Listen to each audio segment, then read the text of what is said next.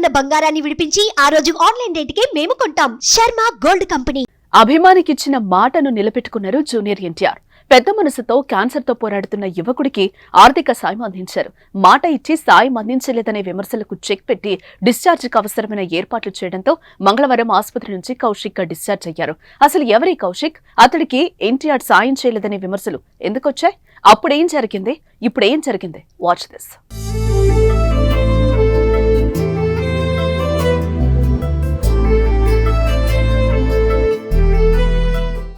తిరుపతికి చెందిన జూనియర్ ఎన్టీఆర్ అభిమాని కౌశిక్ గత కొంతకాలంగా క్యాన్సర్తో బాధపడుతున్నాడు.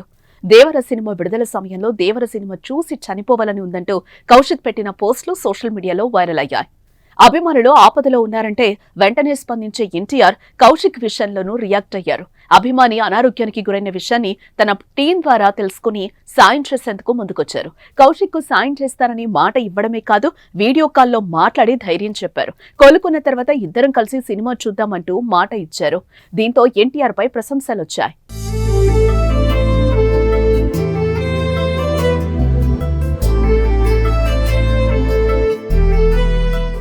అయితే ఎన్టీఆర్ నుంచి ఎలాంటి సాయం అందలేదని కౌశిక్ తల్లి సోమవారం మీడియా సమావేశంలో చెప్పడంతో అంతా అవాక్కయ్యారు.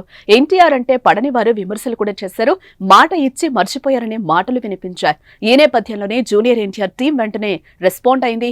కౌశిక్ డిశ్చార్జ్ కావాల్సిన ఆర్థిక సాయం అందించి డిశ్చార్జ్ కి ఏర్పాట్లు చేసింది. దీంతో కౌశిక్ ఆసుపత్రి నుంచి ఇంటికొచ్చాడు. ఎన్టీఆర్ నుంచి సుమారు 12 లక్షల రూపాయల ఆర్థిక సాయం అందినట్టు కౌశిక్ తల్లి సరస్వతి తెలిపింది. తన కుమారుడికి అండగా ఉన్న ఎన్టీఆర్ కు కృతజ్ఞతలు తెలియజేశారు. ఎన్టీఆర్ సార్ టీం వాళ్ళు వచ్చి నైట్ 11 o'clock నుంచి 2 o'clock ఉండారు. ఉండి ఆ అబ్బాయి నుంచి మొత్తం డీటెయిల్స్ అంతా కనుక్కొని సరే అమ్మా మేము ఇవన్నీ డిశ్చార్జ్ చేసాం, ఎలా ఉంది సిచ్యువేషన్ అని ఎక్స్ప్లెయిన్ చేశారు. చేసిన తర్వాత మళ్ళీ ఏం జరిగిందంటే మేము మార్నింగ్ వచ్చి ఆ అబ్బాయికి డిశ్చార్జ్ చేపిస్తాము అని చెప్పారు సార్.